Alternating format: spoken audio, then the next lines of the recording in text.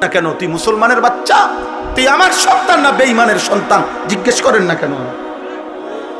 কথা বলেন মিয়া, আপনি বাপ হইলে জিজ্ঞেস করেন তুই আর্জেন্টিনার বেঈমানের পুত নাকি আমার পুত? বেটা কথা বলবে, তুই ব্রাজিলের ওই বেঈমানের পুত না আমার পুত? বলবে, বলো, ছাপ জিজ্ঞাসা করো যে বেটা তুই, আমি তোর বাপ, আমার জীবনে দেখছ তুই তোর এমন গেঞ্জি গায়ে দিতে তুই টাকাও দিলি কেন?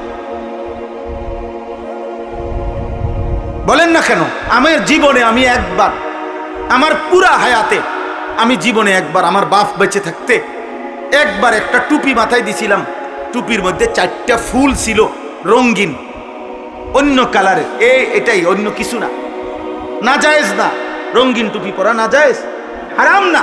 কিন্তু আমার আব্বা টুপি খোলায় ফেলছে, বলছে পুত, আব্বাই জীবনে কোনোদিন সাদা টুপি সারা মাথার দিছি না। এটা আমার বাপের কথা যে আপু টুপিটা খুলে না। আর কোনোদিন পড়ি নাই বাপ, আর জীবনে কোনোদিন পড়ি নাই।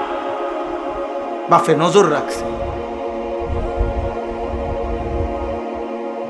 একটা এমব্রয়ডারি ওলা পাঞ্জাবি, এমব্রয়ডারি মানে এই যে বুতামের দিক দিয়া ডিজাইন করা আর ফুল করা, ছাত্র জীবনে একবার জীবনে গাও দিছিলাম।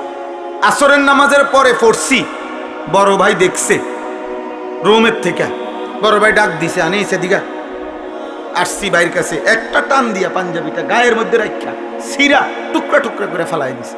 বলছে এটা গাও দিলি গা?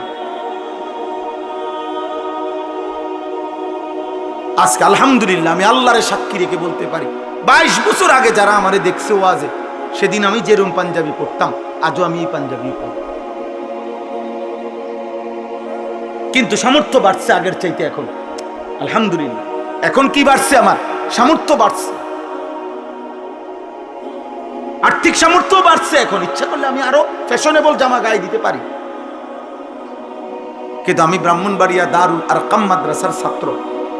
আমার উস্তাদে মোহতারাম আল্লামা শেখ সাজিদুর রহমান সারা পৃথিবীর হাজারো লক্ষ কোটি উম্মতে মুসলিমার সম্মানিত মানুষ তিনি।